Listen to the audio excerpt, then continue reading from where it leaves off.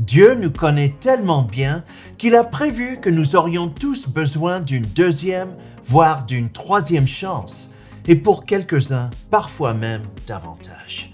Sa miséricorde compense nos faux pas. Ceci est le sujet de nos versets de la semaine.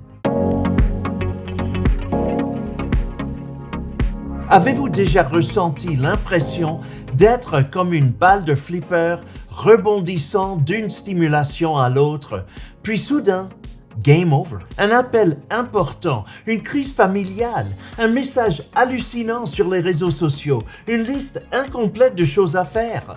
Tout cela peut vous faire dévier de votre planning n'importe quel jour. Peu importe ce que vous avez prévu, à cause des distractions, tout peut s'effondrer. Heureusement pour nous, Dieu promet un nouveau déferlement de sa miséricorde chaque jour. Notre premier verset à mémoriser nous encourage de cette manière. Lamentations 3, 22 et 23. Grâce au grand amour du Seigneur, nous ne sommes pas consumés, car ses compassions ne manquent jamais. Elles sont nouvelles chaque matin. Grande est ta fidélité. Apprenons ensemble ce verset. Grâce au grand amour du Seigneur, nous ne sommes pas consumés. Peu importe la façon dont on gâche notre journée, l'amour de Dieu nous donne un autre moyen pour la réussir. Répétons cette partie ensemble. Grâce au grand amour du Seigneur, nous ne sommes pas consumés. Dieu veut que nous réussissions. Voici comment je le sais avec certitude. La partie suivante du verset dit « Car ses compassions ne manquent jamais. Elles sont nouvelles chaque matin.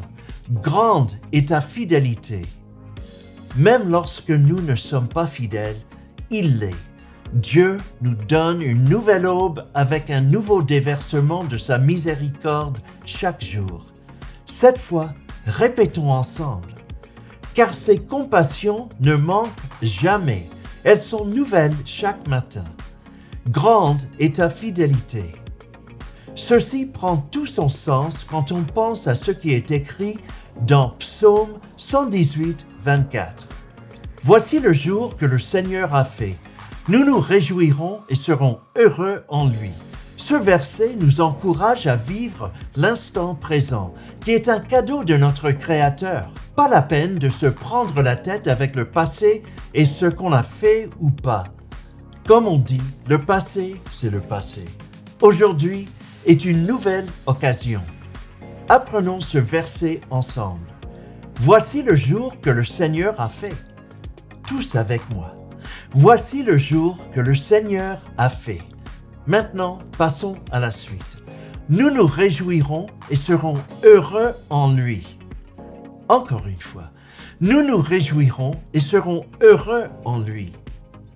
Attendez-vous à ce qui se passe de bonnes choses dans votre journée.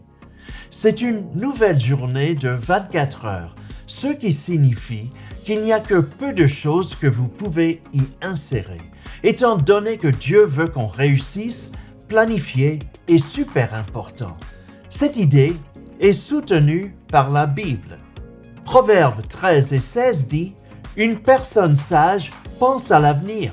Un fou ne le fait pas et s'en vante même. » Apprenons ce verset. Une personne sage pense à l'avenir. Disons-le ensemble.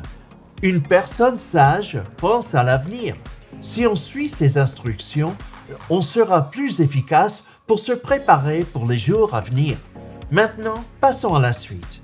Un fou ne le fait pas et s'en vante même. Et ensemble. Un fou ne le fait pas et s'en vante même. La planification est une partie de l'équation. Nous avons un autre travail à faire. Il faut être discipliné et s'y tenir. Voici ce qui vous aidera.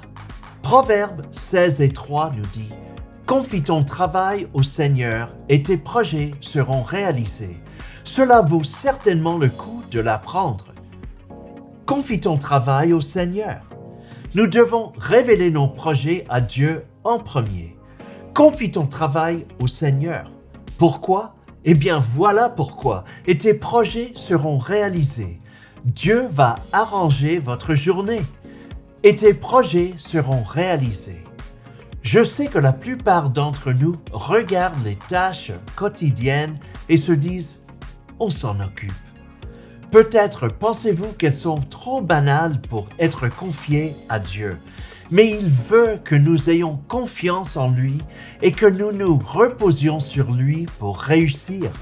Alors, soyez humbles, car les Écritures disent « Dieu s'oppose aux orgueilleux, mais il fait grâce aux humbles ». Et voilà le dernier outil pour une planification efficace. Psaume 61, 8 dit « Je chanterai à jamais les louanges de ton nom, afin que je tienne chaque jour mes promesses. » Apprenons ce verset. « Je chanterai à jamais les louanges de ton nom. » Il y a quelque chose dans l'adoration qui nous rapproche des projets de Dieu pour nos vies.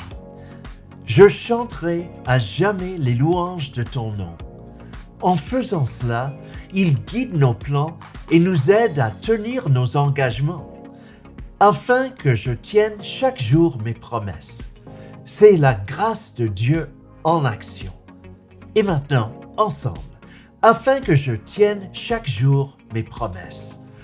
On fait des promesses à Dieu, aux autres et à nous-mêmes. Alors, passons du temps en sa présence aujourd'hui et chaque jour afin que nos plans soient ses plans pour nous. Père, on te célèbre aujourd'hui. On reconnaît que toutes tes voies sont parfaites. Guide-nous aujourd'hui alors qu'on remet nos objectifs entre tes mains, car ta volonté est tout ce qui compte. Nous demandons ces choses en ton nom miséricordieux, Seigneur. Amen. Alors, ce sont nos versets de la semaine.